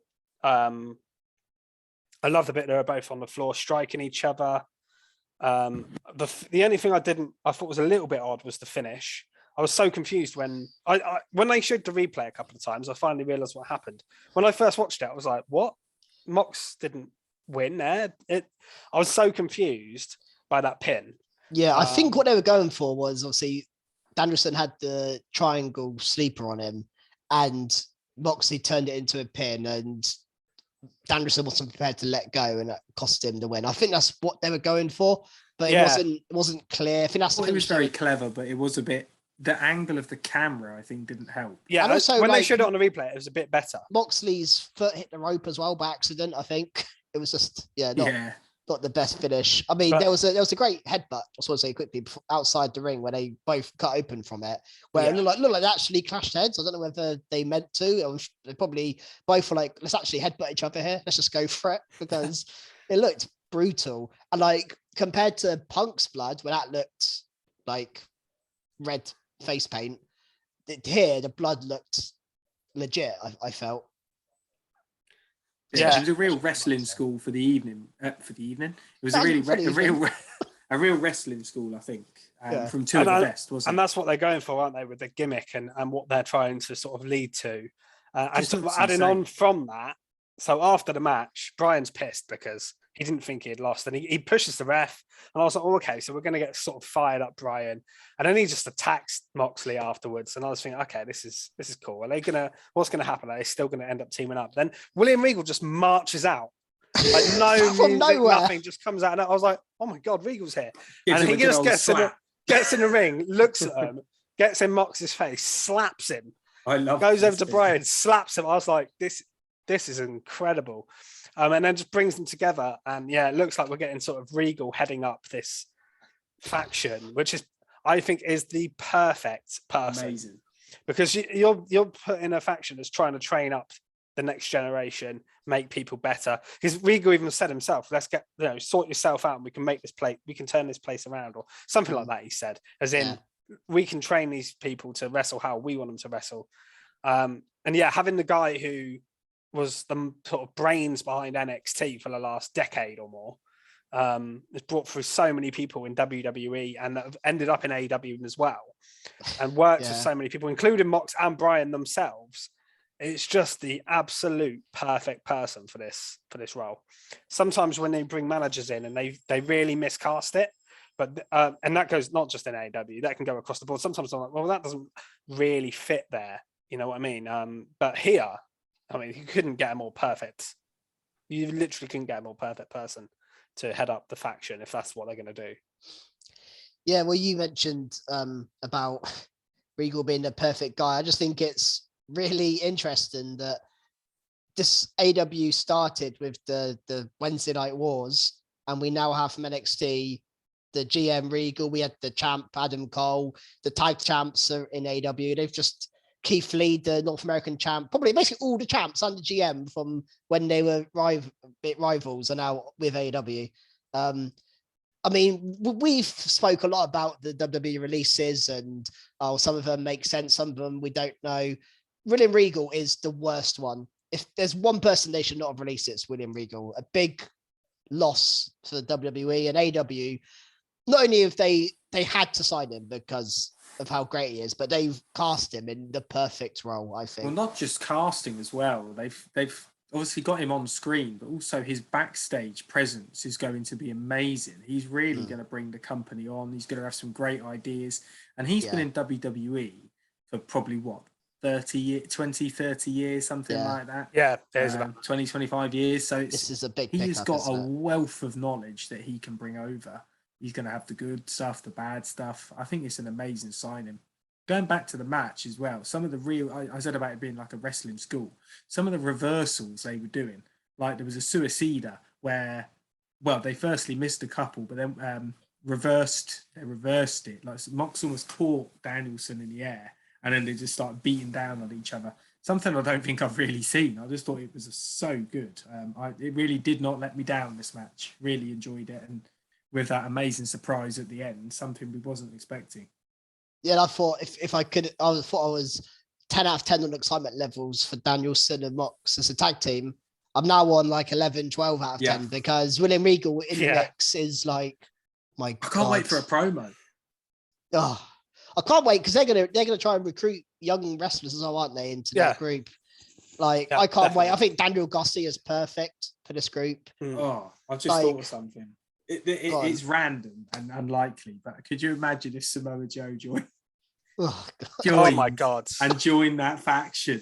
Joe, to be fair, if Joe did come into AEW, that would be it would be the perfect place for him. The relationship with Regal, fire the on style, the promo side. He's the promo teacher. The style of fighting and wrestling. Oh, Jesus Christ! Bring me some other. It's too much. It actually might be too good. It's almost too good.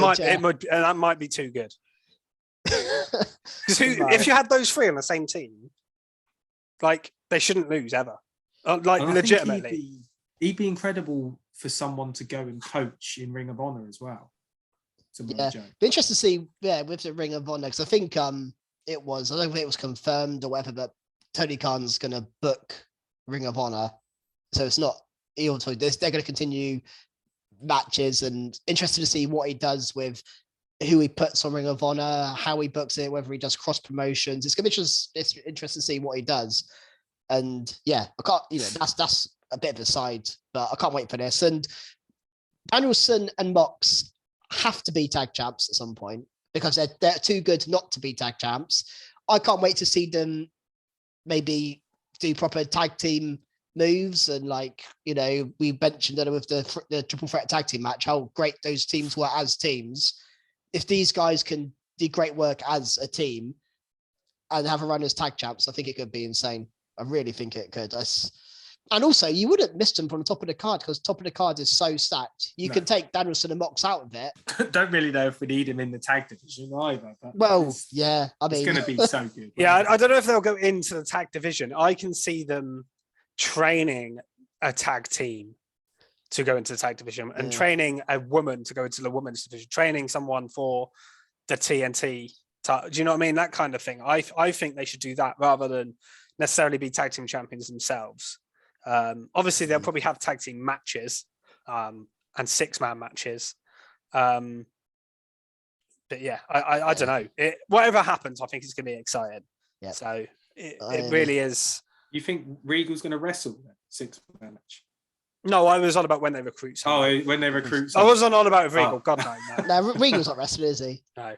Surely. I very much doubt it, no. No, I meant when if they recruit Lee Moriarty or Daniel Garcia or all these young people, they can tell with them. Well, the thing is, we say Regal's not going to wrestle. He can't be. How old is he, William Regal? 60s? I think he's in his 50s. How old Sting? Because let's move on to this match. Oh, wow. The A.H.F.O. against Sammy Guevara, Sting, and Darby Allin. Before I get into the nooks and crannies of this match, Sting is just, what a guy. That spot. I can't believe it. When I saw him, no way. Him and Matt Hardy up there, I was like, is he going to push Matt Hardy off? I thought that's what's going to happen. But no, Matt Hardy moved away, and then Andrade was on top, and I was like, Sting's not going to jump through 4 tables. Off an arena entrance. Yeah, and this happened moments after Sammy Guevara did a Spanish fly off the entrance ramp, or whatever it's called. Yeah, that was I think of all the mad spots in the night, I think that Sammy Guevara one was probably the maddest. Although you could say Sting's was madder. Yeah, just because it's Sting. Just because it's Sting is why that one stood out. Just absolute mad spots. This match was carnage. Yeah, this match delivered. Straight away, you just had bins going everywhere. Well, you say that straight away, the entrance, you had the Sammy Guevara video where they're at like a funeral for the A.H.F.O.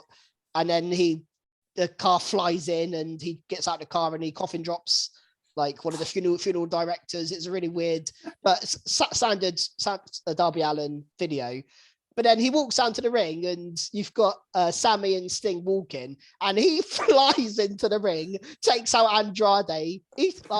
And I've never seen, I say it all the time, I've never seen anyone move like Darby Allin. If you gave FIFA ratings to these wrestlers, Darby Allin's pace would be 99 because that guy, he flies around left, right and centre. It's absolutely the way he flew into the guy, I can't remember his name. But they put the bin on his head and sat him in the chair. Joe's Eddie assistant. And he flew at him, like completely annihilated him. I couldn't believe that spot. They took him out straight away. Like Sting and him were just like battering him. I was like, hello. Yeah, I know. He's not even a wrestler. Jose. Yeah, it's really random. Just the crowd got a good show in here, didn't they? They were in the crowd, like in the actual rows. It was mad. Yeah. To be honest, this was if we were going on matches with least expectations, giving us the best expectation. I think this is one of the best ever. That's what I was kind of referring to when I said about Britt Baker match not delivering to expectation, and then some others. This was the one I had no care about this before. I didn't think it'd be a crazy spot. I thought it was just a 6-man tag. I know it was tornado rules, but I didn't expect this. I didn't. It was crazy, wasn't it? Especially from Sting, and like we had. Obviously, we had all the A.H.F.O. come down. We had Butcher and Blade come down. Got to see them. We had they were Mark Quinn come down as well. Butcher and Blade were just there to set up that big table stack, weren't they? Ready for Sting. Yeah, The only thing that didn't quite work in this match was the finish. We had Darby did a Scorpion Death Drop through a chair, and Matt Hardy was like halfway across the ring, and he went to do a coffin drop and basically missed him. He was rolling away for some reason. Hardy, Yeah, wasn't he? like they showed the replay from above, and his head might catch him slightly, but that's very minimal I contact. don't know what Hardy was doing. He was rolling out the way. I don't know whether he was checking to see if something was in the way, chair or something like that. I mean, Darby can't jump any further. I mean, No. he jumped halfway across the ring, but yeah, it's just missed the finish a bit. But it doesn't matter. The match was so good. I don't care if you missed the finish. Unbelievable. When I saw it was on second to last, I was like, this is a really odd spot to put this match because it is just going to be pants. Well, I think I think a lot of the time they do, WWE do it as well, where they put like the two main events and they have like a filler match sandwich in between. So like if you think of Bryan and Mox as one of the main events and the main event itself, and then this was kind of the fun filler match, and God, it was a lot of fun. It was a lot of fun. Main event for me. Yeah, it was fun. Like way more fun than any. One thing that's coming out of it is sort of what happens next. So obviously the Hardy family office lost again, and Matt took the pin noticeably as well. With all the Jeff Hardy rumors about him coming in, I've heard that he's potentially debuting next week. As soon as that, so do you think that they're going to just expand on maybe a Wednesday on Dynamite? Well, I think that's where it's going. I saw Matt Hardy tweet basically said, "Sorry for the loss, and I'll sort out on Wednesday or something." There you go. Yeah, I think that's what he said. I think he will go in the ring. He will try and explain it, and maybe Andrade or Private Party will take him out, and then Jeff will come in and help Matt, and Matt will turn face. Because you can't booking Jeff Hardy. I know you mentioned it on your predictions, Keeney, but I think booking Jeff Hardy as a heel coming in would be one of the stupidest booking decisions. Yeah, Jeff Hardy has to be a face, doesn't he? Yeah. Everyone, honestly, if you book Jeff Hardy as a heel, that's nuts. I was watching this match, and I know my prediction was A.H.F.O because I thought maybe Jeff Hardy, and I was watching it, and I was thinking, if Jeff Hardy comes in there, he's going to come in against Matt Hardy. I was like, I can see Jeff Hardy. Can you imagine Jeff Hardy and Darby Allin teaming up, just flying like? Do you know what they could even do that, but I don't think they. I don't think they will. I was watching. I thought if Jeff Hardy turns up, it's not going to be to help Matt Hardy. It's going to be against Matt Hardy because you had all the. Well, I was thinking it could happen because you had the Butcher and the Blade, and all these people. I was thinking maybe someone's turning up to help Darby, Sting, and Sammy win, and obviously Jeff Hardy would have been perfect, but. From what I've read and the rumors, is he could come in as soon as Wednesday. I think his non-compete is up. So, and if Matt's addressing it on Dynamite, I can see. Yeah, I can't believe the words of the tweet, but it's basically, I apologize. It was I take the blame for that loss, and I'll. To be honest, I'll make it right on Wednesday. If they could have debuted him here, I think they've done the right decision in waiting because again, you can only debut one pay-per-view. He was still within his clause. Was he? Yeah, he's still in 90 day. Yeah. At, few days in the last pay-per-view was when they debuted Danielson and Cole. They also debuted Ruby Soho on the same show, so they debuted 3 people that show. So they could have had. They've done it before. They can do it, but I feel like it overshadows. I feel like Jeff Hardy would have overshadowed. Yeah, Swerve would have been forgotten that, wouldn't it? Because everyone's talking about William Regal already. Do you know what I mean? Swerve's kind of like, oh, that was cool as well. But then if you had Jeff Hardy into the mix, I feel like. I feel like Swerve kind of all of a sudden doesn't feel like a big deal. And I'm thinking now, like they're just sacking their roster. And we talk about more signings. It's just they need more. Their roster, they've got Ring of Honor now as well. So I wonder if they'll just push a lot of these unused people to Ring of Honor. Well, Tony Khan did confirm in a sort of press call after the show that he is definitely booking Ring of Honor, and it is going to be a show because everyone knew, like, we debated the other day, will they just use the tape library? Will they use it as development? Will they give it to somebody else? What will they do? But Tony Khan basically confirmed that he is going to run that as well. This guy has he owns Fulham FC and he owns his dad does. American football team, doesn't he, as well? Yeah, the Jacksonville Jaguars. Yeah, and now 2 wrestling companies. Yeah, and probably loads of other stuff too as well. He's absolutely mad, isn't he? Yeah, but he's booking weekly shows. Like he's nuts. They're not Yeah. doing He's much got a of good Fulham. team They're behind not him, doing a lot of hasn't he? Fulham though, are they? Well, they're top league by like loads of points. But anyway, this isn't a Fulham podcast. So I think we're ready for the main event, which We are. was our It's AEW. time for the main event. It is, which we had Adam Page and Adam Cole, baby. In Halo gear. Sorry? In Halo Yeah, gear. in Halo attire. He looks amazing, didn't he? That was a I bit of love a that. random surprise. That was. I loved it. But it was cool. I know Adam Cole's a massive Halo fan. Because Okay. he does he streams on Twitch and stuff, doesn't he? Streams on Doing Twitch, gaming. And he's a huge, he tweets about Halo all the time. Honestly, he's like he likes Halo more than we did in 2012 or something. Like, honestly, he loves it.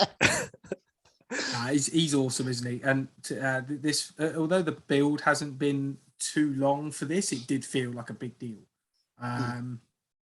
More super kicks than I could remember. It was absolutely crazy.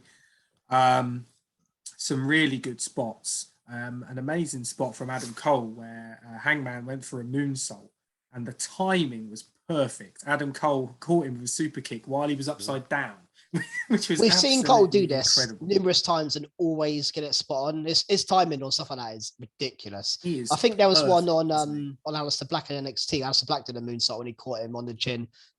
Absolutely, like picture perfect timing. And again here, Adam Cole's just a different level wrestler, isn't he? He's mad. I mean, the first quarter or so felt like Adam Cole was kicking out of everything, and then we had this switch up where reDRagon came down to distract the ref, and then it turned more Adam Page was on the back foot. We had an amazing Panama Sunrise to the outside. I love a Panama Sunrise. It's one of my favourite moves. Oh, beautiful. And then he did another one and the boom, the knee to the back of the head, and he kicked out of it. But Yeah, that was. He didn't pull down his knee pad, is what the commentator said. That was big though, because that was not a lot of people kick out of that. No. Adam Yeah. Cole doing that sort of sequence. It was Yeah, but they made a point of the knee pads. I think that's what they'll use as to why he kicked out.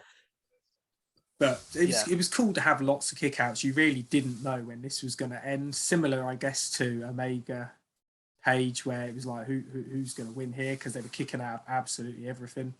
And then you had an absolute by God moment where he hit the dead eye through the table to the that was outside badass. on Adam Cole. That was so cool.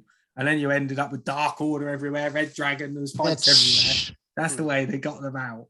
And then you had, Hangman using Adam Cole's own moves on Adam Cole, which strangely got boos. I was not expecting that. The crowd were booing Adam. They did turn. I thought they turned on him at one point. I was like, when he was. It was. I think it started when he tied him to the ropes with his belt, and I think the crowd didn't like that. And then then he was hitting him. It was odd. Booed him. It was weird. I don't know why, but it was weird. Adam Cole is popular. I know that, but it was odd. Then he got the buckshot 1, 2, 3. Yeah, I mean, I think there's been comparisons before between Cole and Shawn Michaels, and he was dialing up the Sweet Chin music at one point. Adam Cole, literally, he was. I was like, "Is this Shawn Michaels I'm watching?" He was tuning up the band. He was tuning up the band. But yeah, just an amazing wrestling match, and I think the ending was interesting. I think the ending means something, but I don't think we can just ignore the ending because Cole's obviously down and Hangman goes over and shakes his hand at the end. And the commentators make a point of Code of Honor and how they both started in Ring of Honor. So that is going into the Ring of Honor. I don't know what that means, but that will mean something. I'm telling you, that will mean something, that ending.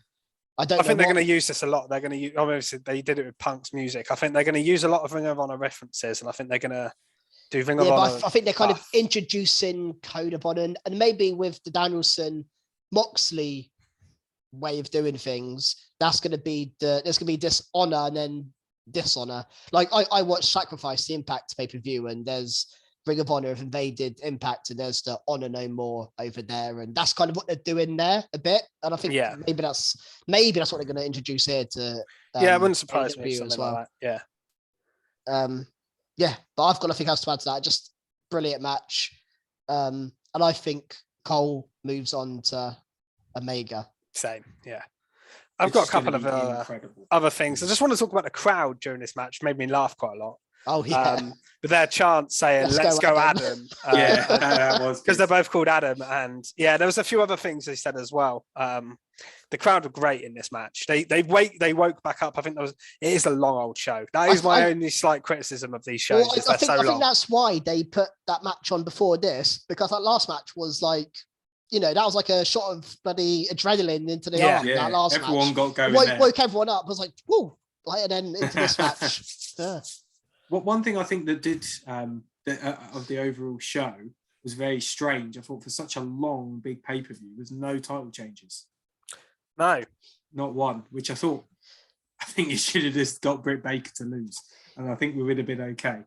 Yeah. Yeah, I don't mind there being no title changes, but I would have done one, I think. The only thing is I think they build up so much to AEW. I think it needs one. It's not like WWE where they have one every month, every other month. No, it's quite far and few between.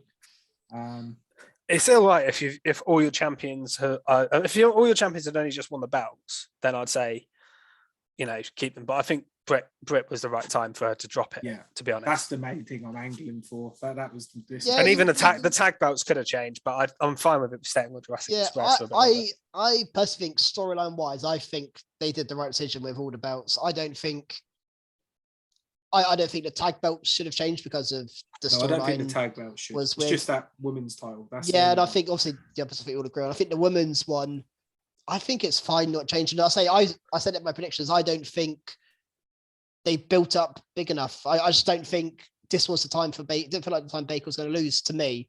So I wasn't. Again, I predicted all the titles would stay as were, and that was the case. We can move on to predictions if we're talking about that. Yeah, let's move on to predictions. Because you just said about this predicted all the titles have changed, so you did actually win. Not just out of us three, you won the predictions. Oh wow! Come on, there he is. If I didn't go for A.H.F.O to win, I'd have had a great night. Yeah, I mean, I literally said to you, you've absolutely thrown a point away. You're the only person that went from across the whole thing. I was like, you've literally thrown a point away, yeah, I know. And you still won by one.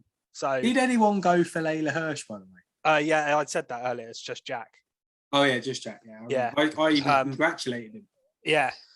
He was the only person, but a lot of the matches, some people did, like everyone went for Punk. I think Cole and Page, there was like a bit of a split. There was a lot of Cole, yeah. Kingston and Jericho, I think nearly everyone went for Kingston. I think there was one person went for Jericho. It was quite interesting, but yeah. Where did I place? You were joint second. Oh, that's not bad. I thought I'd absolutely with me and a couple of others. Where did the leaderboard RM Punk? He didn't come in the top three. Oh, so am I now top? Am I now top? You're now top. Yeah, I haven't I put the tweet up there yet, but yeah, you can't. You can't win You can't win anything. I'll buy myself a t-shirt. But you are now top of the overall leaderboard, 1 point ahead of RM Punk. Buy myself a Leyla. I think we should treat ourselves to a t-shirt when we do get the winner one, just for participation. We should. It will help on delivery costs. But yeah, it will. Nearly, you got 10 out of 12, which is in a 12-match card. That's pretty good going. Like I say, you pretty much threw a point away on that first one, and then the Hirsch Statlander one, nearly everyone got wrong. So yeah, I know. Well, yeah, I was happy because I think Moxley Danielson was 50-50. Yeah, I went for Bryan. I think obviously it actually cost me the win. Yeah, Baker, Thunder, Rosa. A lot of people thought Thunder was going to win. And like that tag one, I think there's a few split ones there. Even the main event, there's a few split ones. So this wasn't an obvious card to predict. So I'm very happy to win. I'd like to thank my fans. I'd like to thank my family. Yeah. You only won one show. Jesus. Roll your roll and shut your mouth. I think I've come in the top 3 every pay-per-view this year so far. I've had a good start to the year. I think I have, but I've normally been third or like I'm gradually picking points up, but I'm not winning shows. That's what's annoying. Yeah. I completely ruined myself on the first one. And I think here, Cressy, your downfall was not going for Wardlow, I think. I know. I don't think Keith Lee was a bad pick though. No, he's not a bad pick, yeah. Like that again, there was about 50-50 split between them two. Nobody went for anybody else in that match. Yeah. I think everyone went for Wardlow or Keith Lee, which I was torn between the two, and I just went for Wardlow, and help me. But I went for Rosa because I thought she'd win. And Bryan Mox, I regretted it as soon as I did it, but I went for Bryan. It's so tough. And that could have gone either way. Yeah.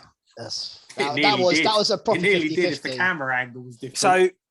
So let's just sort of wrap up with our overall thoughts on the show. I think we're in for a pay-per-view of the year contender by the end of the year, for sure. Here, I think that you may get a better show across the year, but there aren't going to be many. I think it was right, especially the year so far. I think, and I think we'll still be saying that. We could still be saying that at the end of the year. I think it was very, very good. I think every match was solid. There was 2 surprise debuts. There was good, well booked throughout the show, apart from that one women's match, I would say. So yeah, I was very happy with the show. I'd give it a 9 out of 10. Can't give it a 10 out of 10 because it wasn't perfect. Yeah, I think it's hard to ever give a 10 out of 10 for a pay-per-view. I'm the same, actually. I thought this is, for me, the best of the year so far. It's the first AEW show of the year, so maybe when they produce more, maybe we'll get better. I mean, they do tend to go big on pay-per-views because they're so infrequent with AEW. But I mean, I put the tweet out earlier when I kind of said on Twitter about how we had debuts, we had great matches. I mean, I think that tag team match is a match of the year contender. You could argue Punk MJF is a match. You can argue Danielson Mox is a match of the year contender. There's some decent, really good matches on the card. I think there's massive moments. I mean, Sting, Splash, Wardlow, giving the ring to Punk, some big moments on the show, memorable. I think these are we'll remember these in when we do that end of the year review. Some of these moments on this show. So I think, and the storylines, not only just the show itself was great, but I can't wait for Dynamite to see what MJF's going to say, to see who's next for Hangman, to see what's going to happen with the Bucks and reDRagon. There's so much follow-up. I can't wait for Regal, Bryan, and Mox. Yeah, Regal, Bryan, Mox. Regal, yeah. There's so much that's what makes this pay-per-view great. It's not just amazing and what's that? It's the intrigue. There's more coming from it. Yeah, I agree with you on that. No, I completely agree with everything you've said. For such a long pay-per-view, it's just really stepped up the game. And I'm hoping WWE going to be looking at this for WrestleMania and thinking we're going to have to really go for it, which I think is going to give us a better show there. Because they are going to compare, whether they say or not. Yeah. I think WrestleMania, they look at something different though, because of the celebrity involvements and the things like that. Yeah. I think they look at it differently, but the matches won't be as good as this, but the show might be more entertaining in other ways. I think there's a couple. I think we could see Edge and AJ, and I think obviously there's going to be some good matches. I hope they hit the spot with. Yeah. That's what I want. Roman. I really think Roman Brock is going to be, as long as the big matches deliver and the undercard matches are fun and do what they're supposed to do. And the women's matches are going to, I think, have to sort of outshine. I think the women's matches will be really good. I've got a feeling about that. Becky Belair will be better than any women's match on this card, guaranteed. Yeah, defo. But on Revolution, really enjoyed it start to finish. There was no match because I got to A.H.F.O. and I was honestly because to put you all in perspective, I was watching this pretty quick. I was trying to watch it coming on the podcast, and I was like, I don't know if I'm going to be able to do this, so I might try and skip this match. And then I was like, put up with it, and then there was bins everywhere straight away. So even the one that was thought was going to let me down was one of my top matches of the night. And as you said, even going back to the buy-in and the House of Black versus Death Triangle was an amazing match. And if you put that on another pay-per-view as the main event, I wouldn't be disappointed. It was that good a match. Really, really enjoyed it. Some of the builds, as we said, weren't fantastic, but the matches really brought them up to a level. And what's going to happen after that has now just made it spot on. Yeah, really enjoyed it. Fantastic pay-per-view. And as you said, one of the ones to discuss a few points at the end of the year. Yeah. So I think that's a thumbs up from the Recharge boys. I think we're all an Orange Cassidy style one. Yeah, we're all happy with that one. So yeah, I think that's us done. I think that is Revolution given the Recharge stamp of approval, and we move on as the week of wrestling moves on, and we are going to be back with a pod dropping on Friday morning of the review of the week's wrestling. Obviously not including Revolution, but we will be going into the fallout from Revolution, which will be big. And obviously the standard WWE as we get into WrestleMania season. Follow us on Twitter at Recharge Wrestle. Follow, like, subscribe our YouTube channel, Recharge Wrestling. Interact with us, send us messages. We're always happy to hear from people. I mean, we love talking wrestling, so we're happy with any old wrestling chat. So come with us anything, interact with our tweets. We're also part of the Robot Republic network, so give them a follow on Twitter as well, at Robot Republic _. They're also on YouTube as well, Robot Republic, so check those out if you're into gaming, and they do a lot of streaming. Just on that quickly, the new WWE 2K22 comes out this week, I believe. So I think once that's out, I've actually myself had a look on YouTube today at some of like clips from it. It looks pretty good. So I think on our YouTube channel in the future, we may have something to do with that. What would be a good idea? I'm throwing this out there now. Yeah. You two have to have a match, and I will commentate. I think. Yeah. I think that is it cross-platform?